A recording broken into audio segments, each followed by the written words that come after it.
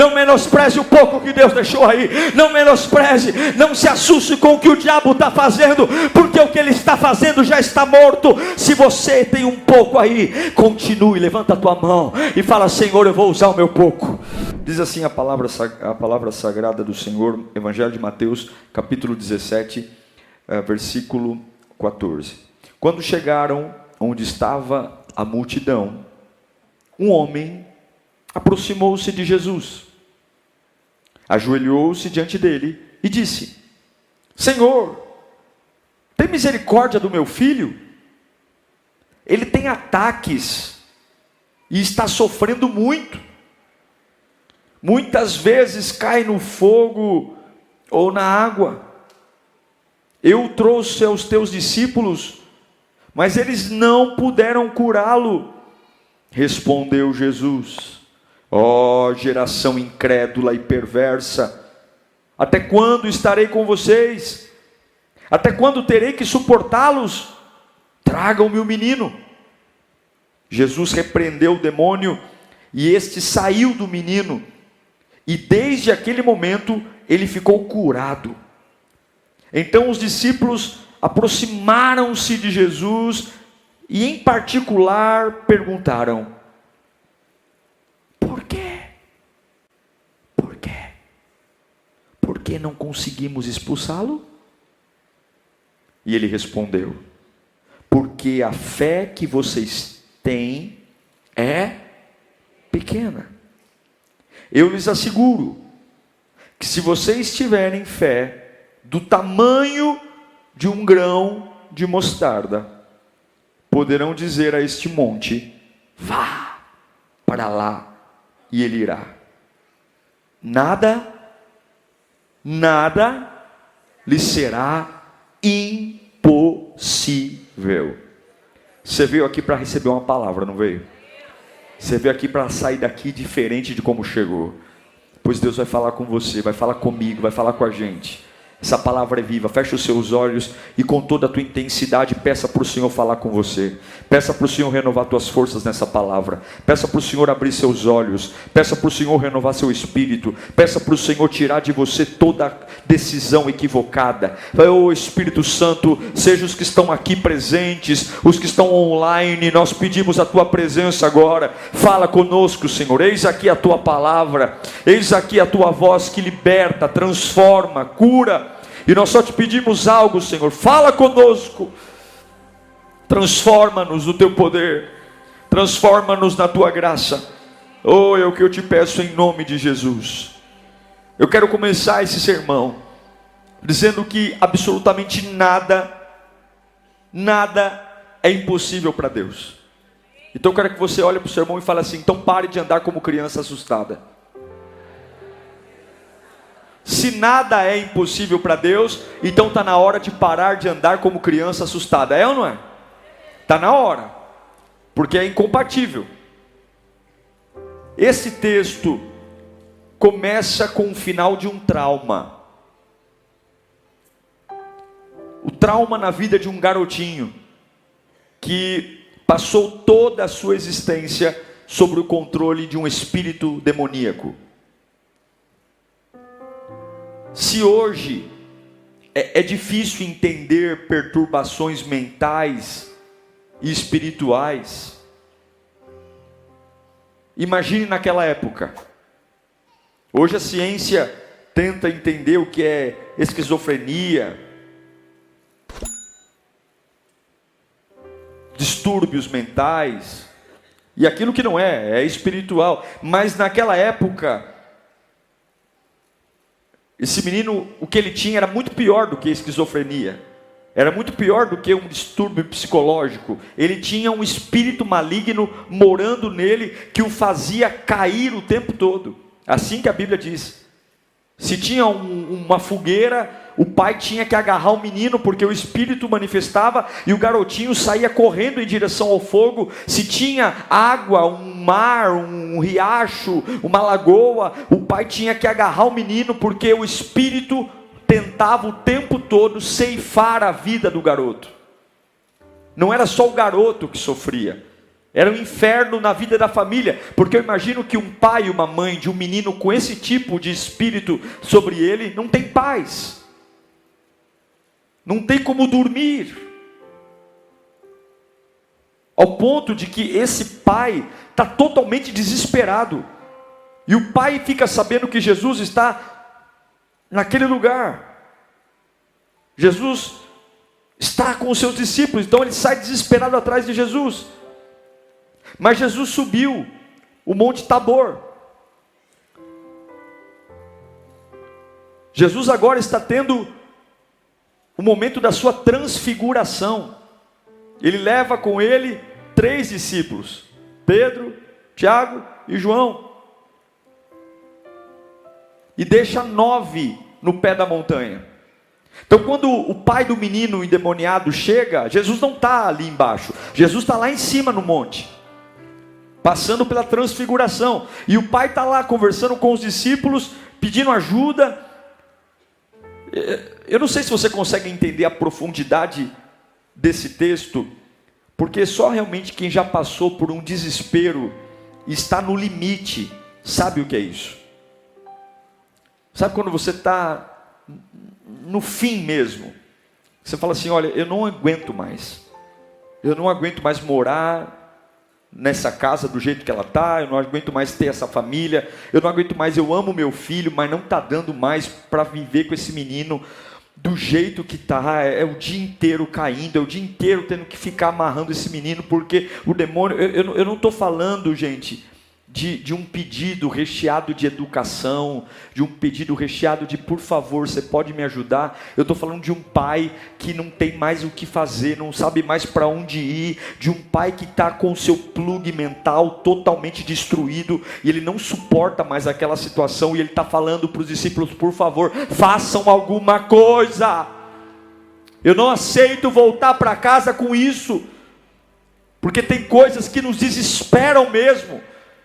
A gente é impotente, e o que eu acho interessante é que ele está no meio de uma multidão, ele está tratando de um problema íntimo no meio do povo, não tem uma salinha reservada, que a gente quando tem um problema familiar, a gente fala: pastor, se eu tenho um tempo para me atender, eu estou com um problema, não dá para eu tratar aqui, né? É um negócio meio particular, dá para a gente conversar sós.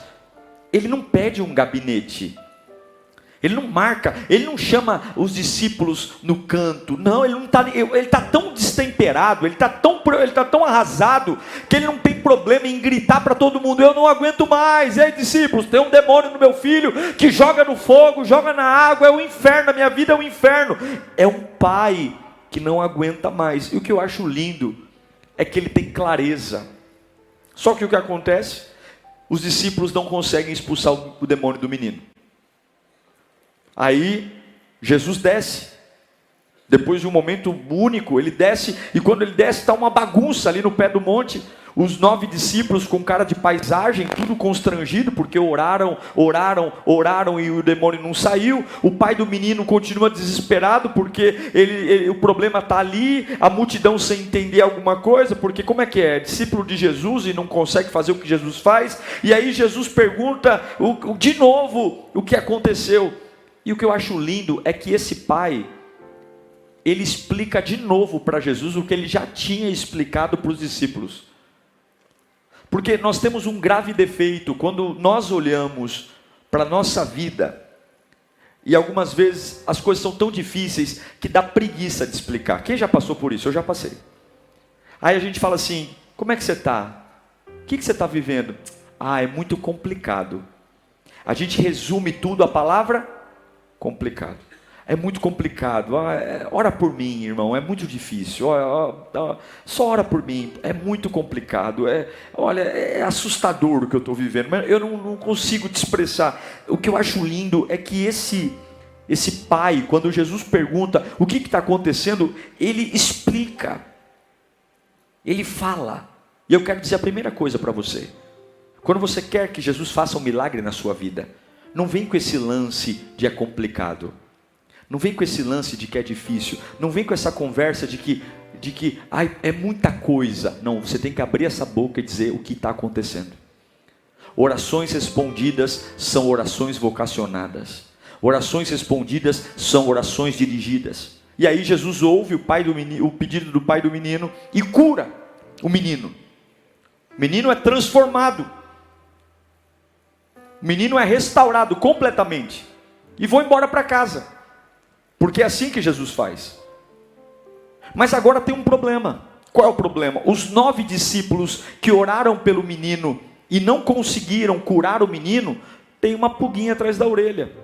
E qual é? Por quê que nós não conseguimos? Por que Jesus conseguiu? O que ele fez que eu não fiz? Olha, irmãos, uma das coisas que eu aprendi é que o sucesso, a vitória, ela tem que ser aceita com humildade.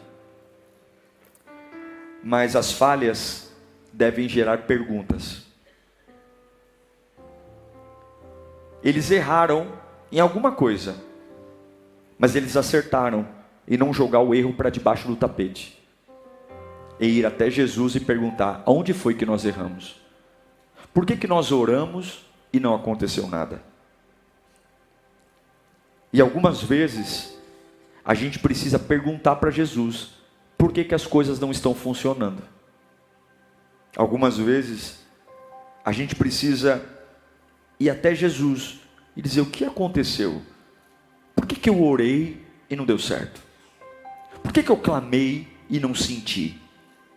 Por que eu pedi uma resposta e não veio? Escute o que eu estou ensinando para você aqui, pela palavra de Deus. Esses discípulos, eu tiro o chapéu para eles, porque eles estão admitindo que eles fracassaram em algum momento da oração. E eles não estão fingindo que nada aconteceu. Eles não estão jogando para baixo do tapete. Eles estão indo até Jesus. Porque nós não gostamos de fracasso. Nós não gostamos de falhar, de falar de falhas. Nós gostamos de superar, nós gostamos de avançar. Mas eles estão indo até Jesus dizendo, Jesus, nos explique por que e onde nós falhamos.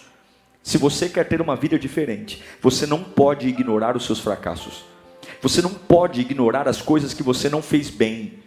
Você não pode ignorar as coisas que eram para ter funcionado, mas não funcionaram. Você tem que criar perguntas para Deus, diária, que você não consegue superar. Por que eu não consigo parar de beber? Por que eu não consigo parar de fumar? Por que eu não consigo um emprego na minha área? Por que eu não consigo ser feliz no meu casamento? Por que eu não consigo arrumar um namorado decente, uma namorada decente? Por que todo mundo ora e vive milagre e eu oro e não consigo? Por quê? Quando você começa a fazer perguntas e questionamentos daquilo que você não foi capaz de vencer, é muito provável que Jesus te responda. É muito provável que Jesus te diga. Quando falhar para nós não é um erro capital, porque nós vamos falhar, nós vamos errar, vai ter coisas na nossa vida que não vão dar certo, e aí quando eu, ao invés de usar esse erro como algo para baixo do tapete, mas eu vou perguntar, Jesus, por quê? Gente, o maior problema não é não conseguir expulsar o demônio, o maior problema é não descobrir o motivo pelo qual eu não consegui expulsar o demônio. O maior problema não é não casar. O maior problema é descobrir por que eu não consigo casar. O maior problema não é ter terminado o namoro. O maior problema é descobrir por que eu não dou certo com namorado nenhum. O maior problema não é que eu recaí na cachaça ontem. O problema é por que eu sempre estou recaindo na cachaça. O maior problema não é porque eu fui demitido. O maior problema é porque ao longo da minha vida, essa é a minha marca. E eu acho lindo os discípulos indo para Jesus dizendo, ei, vamos passar limpo esse meu fracasso, vamos passar limpo esse meu erro, porque eu quero aprender. Eu quero dizer que a vitória não te ensina nada, mas o fracasso ensina muito. E tem muita gente aqui jogando para debaixo do tapete os seus fracassos, fracassos ministeriais, fracassos profissionais, fracassos familiares, e ao invés de ir para Jesus dizer, Jesus, olha, eu sou um pouco devagar para entender as coisas, o Senhor pode me dizer, porque parece que eu estou fazendo tudo certo, parece que eu estou na tua casa, parece que eu estou te servindo, eu acho que eu fiz tudo certo, mas não deu certo, o Senhor pode me ensinar quantas coisas você tem dado o seu melhor, e não tem dado nada certo, e você não pergunta, e você continua no automático. Se você está servindo na igreja e está cansado, tem alguma coisa errada. Se você vem à igreja, vem à igreja, vem à igreja, clama, ora, ora, ora, e a tua vida é um inferno, tem alguma coisa errada. Se você dobra o joelho para orar de madrugada ou à noite no pé da sua cama, e no teu quarto uma unção de Deus não vem, e você continua sempre estressado, cansado, nervoso, você tem que falar: Jesus, o que está acontecendo comigo? Por que eu oro e não consigo? Veja, nem sempre é a paixão que resolve, nem sempre é o grito. Eu acredito que quando o pai do menino trouxe o garoto endemoniado, os 9 discípulos que estavam ao pé do monte, eu tenho certeza que eles colocaram a mão na cabeça do menino, eles falaram: sai em nome de Jesus. Eles devem ter gritado, eles devem ter se chorado em ver o drama da vida daquela família, mas não resolveu. Porque tem coisas, gente, que não acontecem na nossa vida, não é porque a gente é preguiçoso, não é porque a gente não tem paixão, não é porque a gente não tem interesse, não é porque a gente é vagabundo. Tem coisas que acontecem porque a gente falhou. E eu não sei você, mas você vai falhar. E eu aprendi que as minhas falhas me ensinam mais que o meu sucesso. Escute aqui. Você precisa começar a levantar algumas perguntas sobre os seus fracassos. Você precisa começar a perguntar para Deus coisas que não estão claras para você, mas que Ele precisa esclarecer. Por que eu não consegui expulsar esse demônio, Jesus?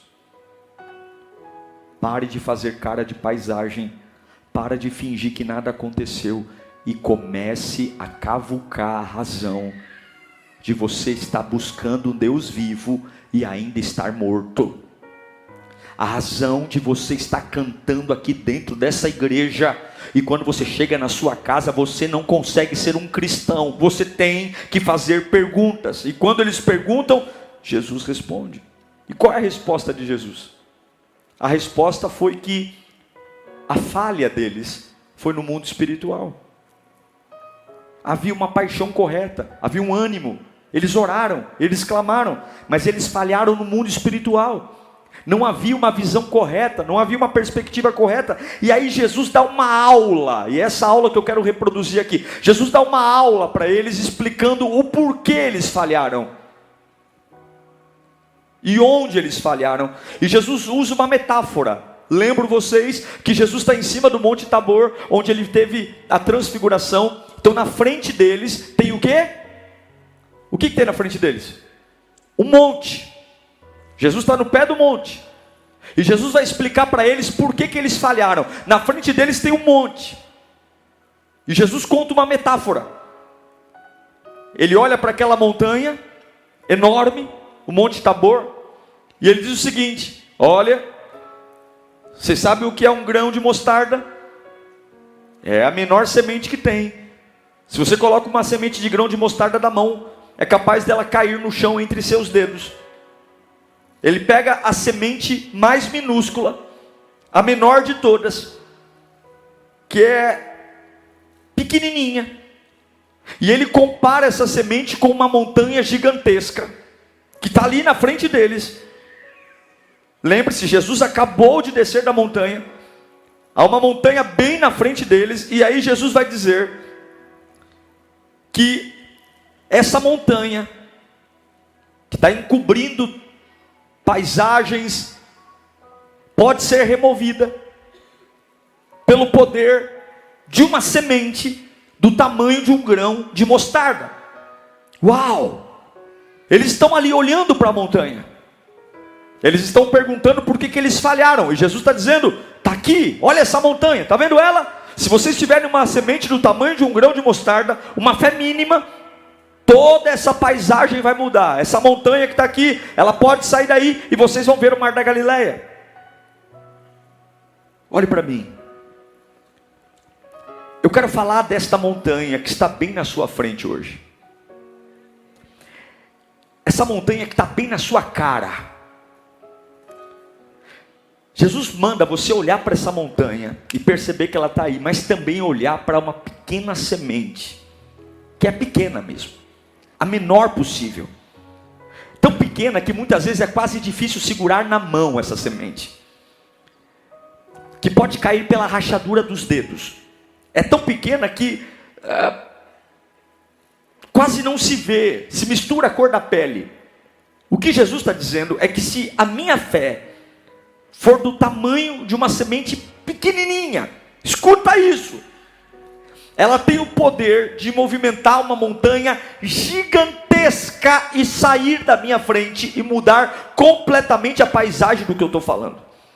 Eu quero conversar aqui hoje com pessoas que estão na varanda das suas vidas. E na frente da sua varanda há uma montanha.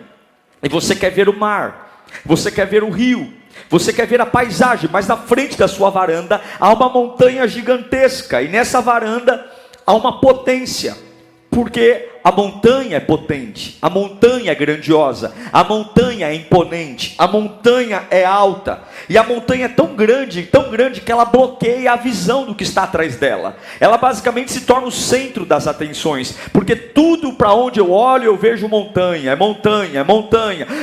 Eu sei que há vida além da montanha, eu sei que há esperança além da montanha, eu sei que há alegria além da montanha, mas de repente essa montanha tomou conta de tudo que eu vejo. Eu acordo vendo montanha, eu almoço vendo montanha, eu janto vendo montanha. Ela é tão grande que ela bloqueia o meu futuro, ela bloqueia o meu destino, ela bloqueia os meus sonhos. Eu de repente não saio mais de casa, de repente eu não tenho outro assunto. E quando você olha para essa montanha à sua frente, você não vê nada além de montanha. Eu sei que tem coisas atrás dela, mas eu não vejo. E quando você tem uma montanha à sua frente, você acha que a vida não vale a pena ser vivida, porque por mais que eu sei que tem vida atrás da montanha, tudo que eu vejo é montanha. E a sua fé precisa saber de algo muito importante aqui, porque a sua montanha é o seu problema. E todas as vezes que a minha montanha é o meu problema, eu me perco, porque a montanha ela é gigantesca. E eu preciso lutar por uma fé gigantesca.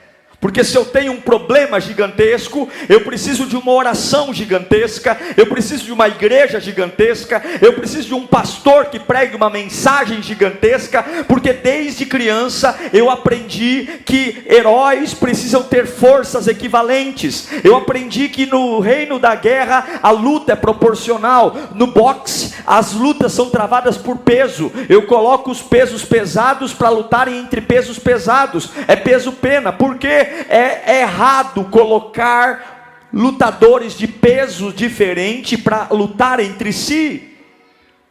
Na minha cabeça, uma grande montanha se move por uma grande fé. E nós estamos atrás de uma montanha de fé. Por isso que há campanha atrás de campanha. Por isso que há óleo ungido atrás de óleo ungido. Por isso que todo mundo quer, unja a fronha do meu travesseiro, olha, unja aqui, unja ali. Por isso que as pessoas saem da vida, nunca oraram por nada, mas porque tem uma montanha agora, é monte todo dia, é joelho no chão todo dia, e tudo isso é bacana, mas as pessoas estão atrás de algo desnecessário, porque Deus não pesa como o homem pesa. Deus não compara as coisas como o homem compara. Deus não mede as coisas como o homem mede. E é essa aula que Jesus está dando para os discípulos que estão frustrados, porque montanha não é sobre o que você vê, montanha é sobre o que Deus diz. Problema não é sobre o que você vê, problema é sobre o que Deus diz. Vencer não é sobre a sua opinião, vencer é sobre o que Deus diz. E eu não posso mais medir a minha possibilidade de vitória pela proporção do que eu tenho, porque o que eu vou vencer não está comigo, está na boca de Deus. A minha vitória está na boca de Deus. Repita bem alto: a minha vitória não está em mim, está na boca de Deus. Não é o que eu vejo, é o que Deus diz. Eu repito, Jesus está no pé da montanha. Ele está olhando para os 9 discípulos que perguntaram para ele por que eles não conseguiram expulsar o demônio. E Jesus está no pé do monte, está dizendo: olha para esse monte, ele é grande, ele é poderoso, ele está aí, não dá para movê-lo, ele é imponente, ele é pesado, ele domina a paisagem. tem vida atrás dele, mas ele domina toda a vida. Tem esperança atrás dele, mas ele domina. Só vê monte. E eu estou dizendo para vocês, se vocês acreditarem na minha palavra, vocês podem pegar a pior coisa que vocês tiverem, a menor, e vocês olham para isso que está aí há anos, porque não é o que você imagina, não é o que você vê, é o que sai da minha boca. Levanta a tua mão para cá. Você acha que não tem nada, você acha que não pode nada, e não pode mesmo, mas as montanhas não são movidas pela sua opinião e pela sua vista. Levanta a mão mais alto agora. Elas serão movidas pela boca de Deus. Deus manda dizer, é pela minha palavra. Por que Deus me deu essa palavra? Deus me disse hoje que há pessoas aqui que estão muito desiludidas. Na varanda da sua vida só se vê montanha. Eu não sei que montanha é essa, mas Jesus está falando, ela está bloqueando a sua visão. Ela está bloqueando a sua alegria, ela está bloqueando o seu ânimo. Ela é muito maior do que você, e isso está desesperando, porque você grita com ela e ela não sai do lugar, você fala com ela e ela não sai do lugar, mas todo mundo precisa se ver livre disso.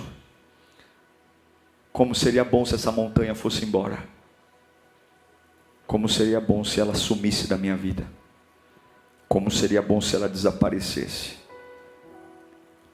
E uma das coisas que eu aprendi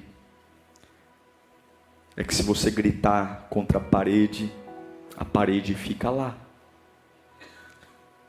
Tem hora que a gente grita tanto com a montanha, que a montanha leva a nossa voz embora.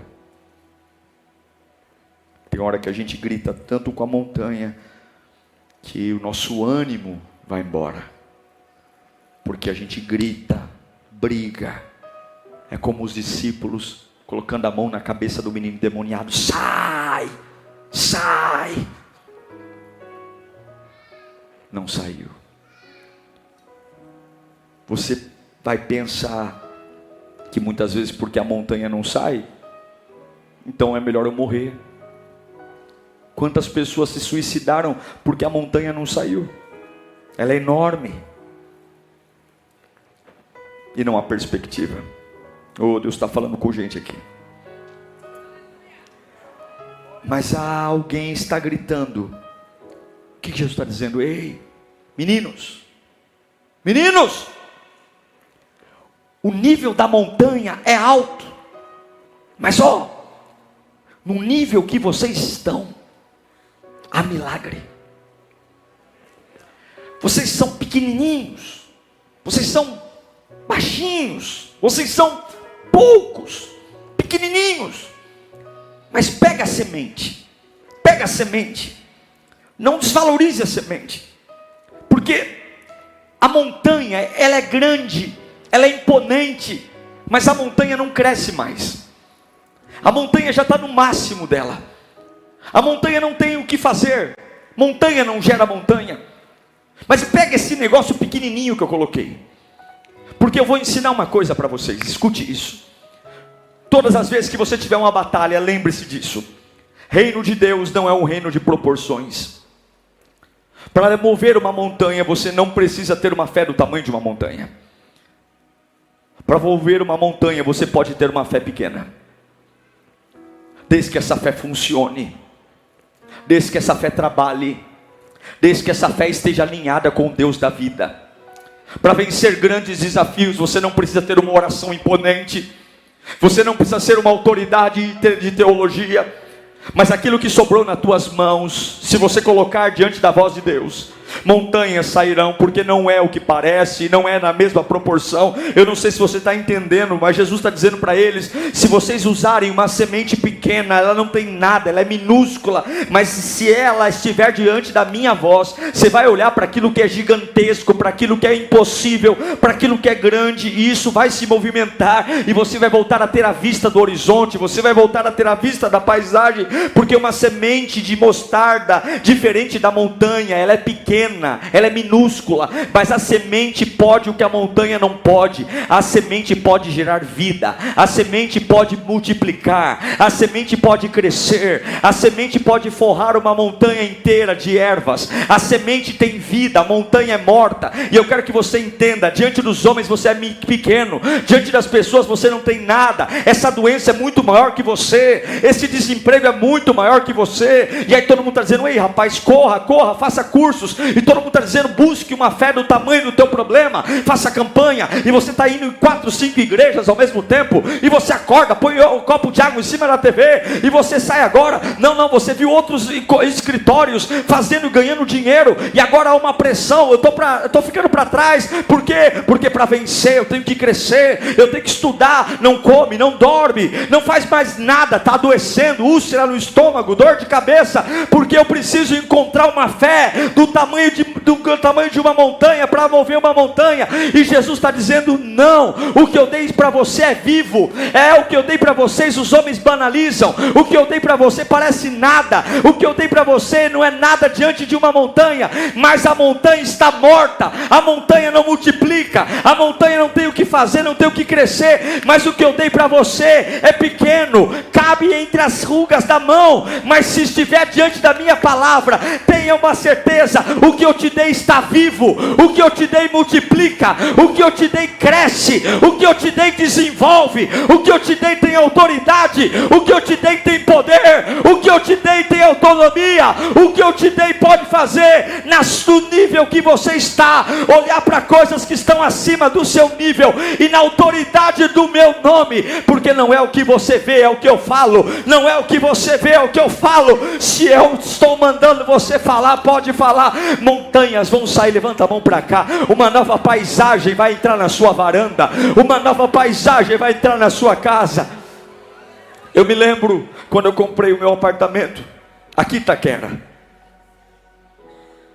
Eu comprei meu apartamento e na hora de comprar, eu mudei já daqui, mas quando eu comprei porque eu queria ver a arena do Corinthians. E eu falei para o corretor assim: eu quero, da vista da sacada aqui do apartamento, ver a arena do Corinthians. Maravilha. Aí ele falou: olha, temos aqui no 9º andar, eu estava descapitalizado, tem no 9º andar, tem no 15º. Aí eu falei: não tinha nada do lado. Tinha nada, tinha prédio do lado, vista. Não, 9º tá bom. Comprei no 9º andar. E eu ali, e começou a construir o apartamento. Depois de um período, perto de mudar para o apartamento, não sabia, mas um outro prédio começou a ser construído do lado. Ah, Jesus. Aí eu fiquei perguntando: quantos andares vai ter esse prédio? Tem que ter 8, porque o meu nome tem que ter 8. Tem que ter 8. Pergunta-me quantos andares tem um prédio? 9. Ele termina exatamente na altura do meu apartamento. Quem está do 10º para cima vê o estádio do Corinthians, eu não vejo. Ele tomou toda a paisagem da minha sacada. Eu só vejo aquele apartamento, não vejo mais nada. A hora que eu for, é o prédio que está lá. Eu sei que o que eu queria ver está lá atrás.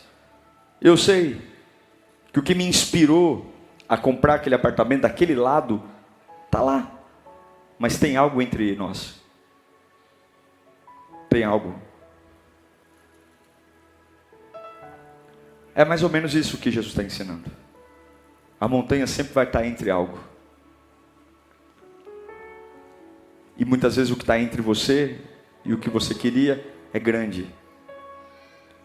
Mas eu quero dizer para você que a montanha está morta. E a semente está viva. E é por isso que Deus escolhe a semente pequena. Porque quando a semente tem a boca de Deus, a semente se enche de glória. E ela é capaz. Sabe o que Jesus está dizendo para os discípulos? Olha aqui para mim. E aqui eu vou encerrar. Eu tenho certeza que quando o pai do menino trouxe o garotinho endemoniado e contou a história, talvez os discípulos falaram assim: meu Deus, o caso é grave. Esse menino está sofrendo. Vamos fazer aquela oração que a gente nunca fez. Vamos fazer aquela oração poderosa, bonita. Deve ter colocado a mão na cabeça do menino. Oh meu Deus e meu Pai, em nome de Jesus agora.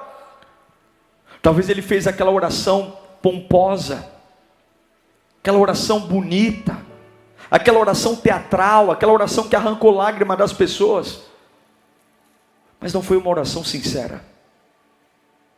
Eles poderiam ter sido eles poderiam ter sido simples, eles poderiam ter não se intimidado com a gravidade do problema e nem com a gravidade da montanha. Eles poderiam apenas usar o que estava nas mãos dele e crer que com a boca de Deus tudo é possível. Eu não sei se você está entendendo, mas Jesus está ensinando que você não precisa ter uma arma do tamanho do teu adversário. Eu não sei para quem eu estou pregando aqui, mas talvez o demônio tenha sido tão intimidador, tão barulhento, tão raivoso, espumando pela boca, contando histórias aterrorizantes, e Deus está falando: calma, calma, deixa o cão latir, deixa o cão latir, deixa o cão babar, deixa o cão mostrar os dentes, porque fé não é sobre ser grande, não, fé não é sobre ser grande. A gente perde a nossa batalha porque a gente quer ser grande na batalha. Não. A fé acontece na dependência, a fé acontece na confiança.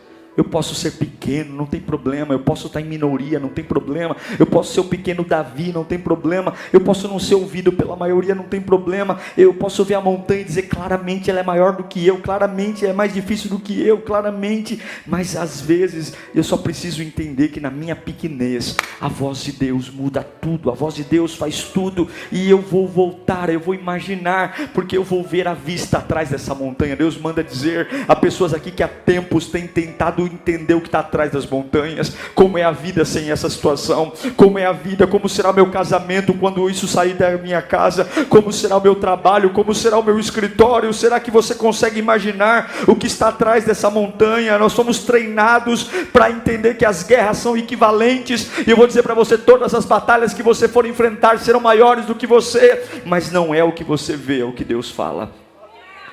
Não é o que você vê, é o que Deus fala. Eu sei que parece estúpido, eu sei que parece louco, mas uma mostarda move uma montanha. Eu sei que parece louco, eu sei que parece insano, mas Jesus está dizendo, é essa sensação que eu quero que você tenha, a sensação da estupidez. Eu vou gerar milagres estúpidos na sua vida. Você vai ter vitórias estúpidas, você vai ter armas irrelevantes, eu vou te dar vitórias únicas. Você vai ter recursos mínimos, recursos minúsculos, e eu vou abrir portas gigantescas, porque não vai parecer. A sua arminha é a biribinha, você vai vencer exércitos com biribinha. Por quê? Porque não é o que está na sua mão, não é o que você vê, é o que sai da minha boca. É por isso que Paulo fala em 1 Coríntios 1:27, mas Deus escolheu as coisas loucas desse mundo para quê? Para envergonhar os sábios. Escolheu as coisas fracas do mundo para envergonhar os fortes. Eu pergunto, você é capaz de crer que Deus te dará bênçãos estúpidas? Você é capaz de ter milagres assim? Que estupidez é essa? Como é que você vai enfrentar com tão pouco? Como é que você vai enfrentar essa depressão com tão pouco? Como é que você vai sair de vícios, de drogas com tão pouco? Eu te conheço, você bebe desde os 13 anos. Como pode 2 cultos na igreja? E você vai dizer, não é a semente, é o que sai da boca de Deus. E o meu Deus está dizendo, use o que eu tenho.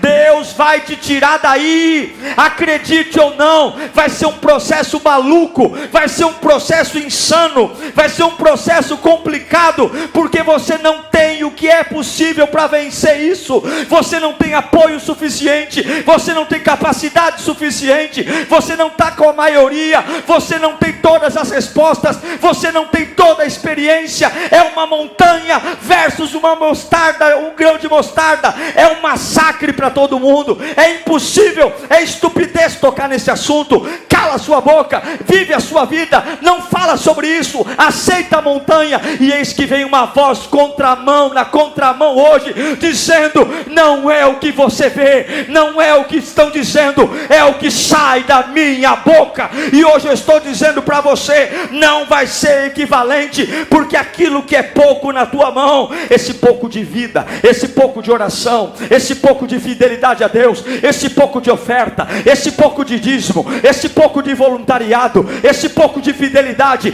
esse pouco que eu coloquei na sua mão, esse pouco pouco de persistência. Esse pouco chegou aqui nesse culto com a cabeça inchada, com os olhos sofrendo, o coração apertado, mas veio arrastando, mas veio. Esse pouco de adoração, só você sabe como foi difícil levantar a mão para adorar aqui hoje. Só você sabe como foi difícil deixar tudo que deixou para trás. E Deus está dizendo: esse pouco na minha mão, esse pouco é maior que a montanha, porque o diabo está morto, o demônio está morto, mas a minha obra em você está viva, e eu tenho mais poder na pequena semente viva do que na montanha morta. Levanta a tua mão para cá, não menospreze o pouco que Deus deixou aí, não menospreze o pouco que Deus deixou aí, não menospreze, não se assuste com o que o diabo está fazendo, porque o que ele está fazendo já está morto. Se você tem um pouco aí, continue, levanta a tua mão e fala: Senhor, eu vou usar o meu pouco, eu vou usar o meu pouco. A resposta de Jesus para os discípulos é: se você usar o pouco, combinado com a minha boca, os seus olhos vão ver uma montanha se mover. Deus é um Deus de pouco. Se você é fiel no pouco, eu te coloco sobre o muito. Você sempre vai ter menos que o seu milagre. Você sempre vai estar em menos número que o seu inimigo. Você sempre vai ter menos dinheiro que os seus adversários. Você sempre vai ter um ambiente mais difícil do que aqueles que vêm contra você. Porque pouco não te faz confiar em você. O pouco te faz confiar no que sai da boca de Deus. Deus manda eu dizer para você que veio aqui desesperado atrás de uma resposta: o seu milagre virá do pouco. O seu milagre vai vir de um pouquinho de fé, um pouquinho de talento, um pouquinho de esperança, um pouquinho.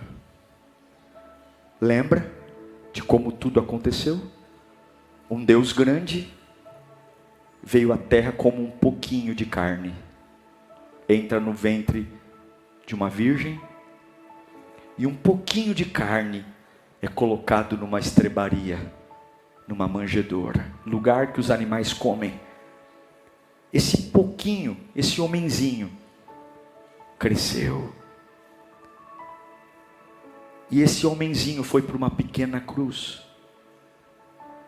E através daquele homenzinho, numa pequena cruz, bilhões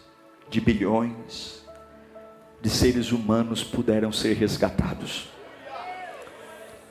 Porque o diabo tinha um inferno inteiro, e um homem sozinho, pouquinho, rejeitado.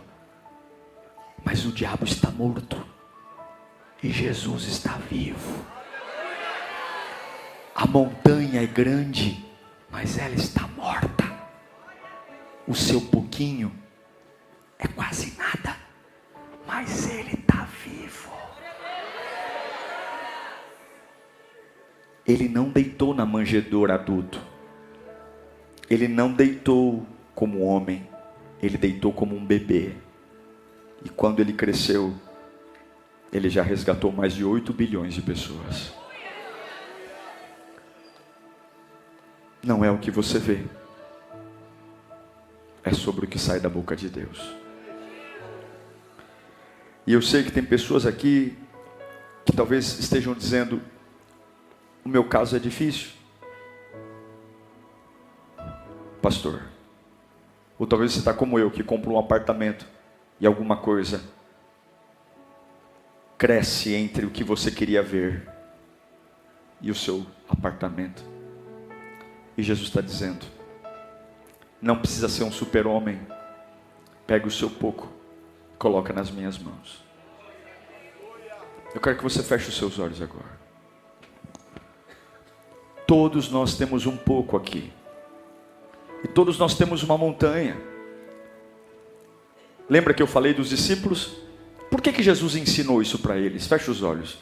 Porque eles perguntaram: mestre, por que a gente não conseguiu expulsar o demônio do menino? Por quê? Por quê? Por que, Senhor, que eu não consigo deslanchar no meu ministério? Por que, Senhor, que, olha, eu tenho tanta vergonha de não mudar. Eu estou cansado de ser o mesmo. Ano após ano. Eu só fico imaginando o que está lá atrás da montanha. Mas eu só vejo isso. A minha vida é isso. E aí alguns dizem: eu preciso estudar mais. Eu preciso fazer um outro curso. Eu preciso falar inglês. Não, eu vou fazer terapia.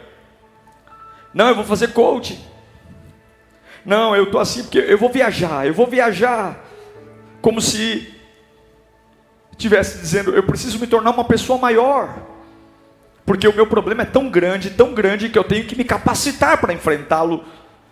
Porque se eu vou entrar na luta de pesos pesados, eu não posso ter peso pena. E Jesus está dizendo: é por isso que vocês não vencem. Porque vocês querem crescer nos olhos de vocês. Essa luta não é material, essa luta é espiritual. Pega a tua fraqueza, pega o teu tamanho, pega o jeito que você vive e vem para mim. Que eu vou colocar as minhas palavras em você. Eu vou colocar o meu poder em você. Você não precisa crescer diante dos homens. Porque quem vai mover a montanha não é a semente, é a minha voz. Mas você é a semente. Você é a semente que não liga para o tamanho do inimigo, que não liga para a gravidade da doença, que não liga para o problema familiar, mas confia em mim e se põe na posição de guerra. Sim, é desproporcional, é um massacre, é um absurdo, mas é exatamente assim que eu vou gerar a minha glória na tua vida. Você é o cocô do cavalo do bandido, você não é nada diante dos homens, o que você tem ninguém valoriza.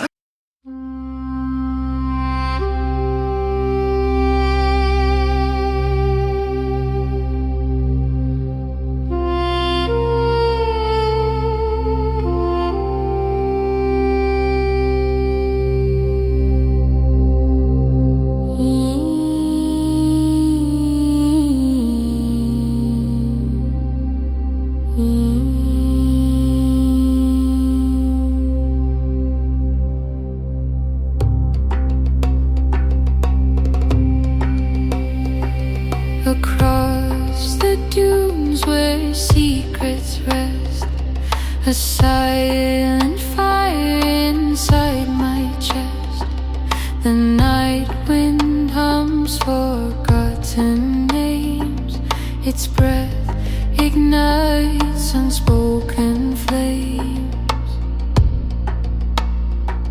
The desert keeps what time can hide, truth that travels by my side. I walk the dunes of unspoken flame, holding tight what I cannot name.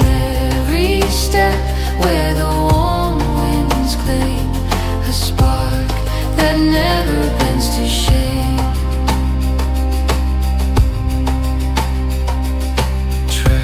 I leave are quickly taken by shifting sands that stay unshaken.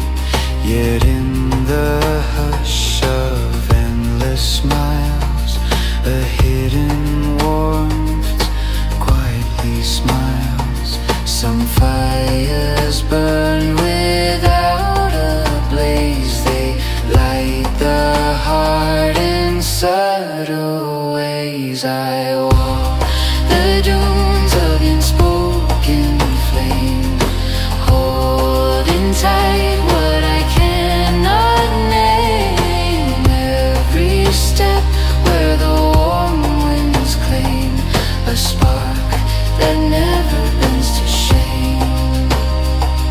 If all my words fade in the storm, the flame within will still stay warm. No desert night can strip away the truth I guard but never say.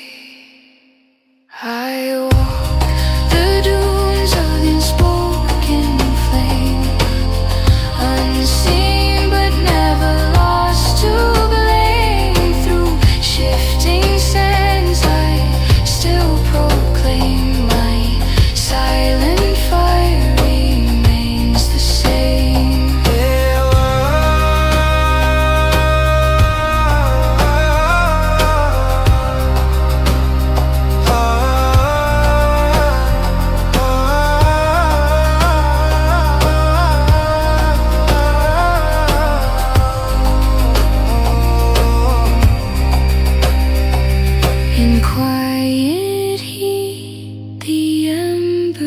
tears glow.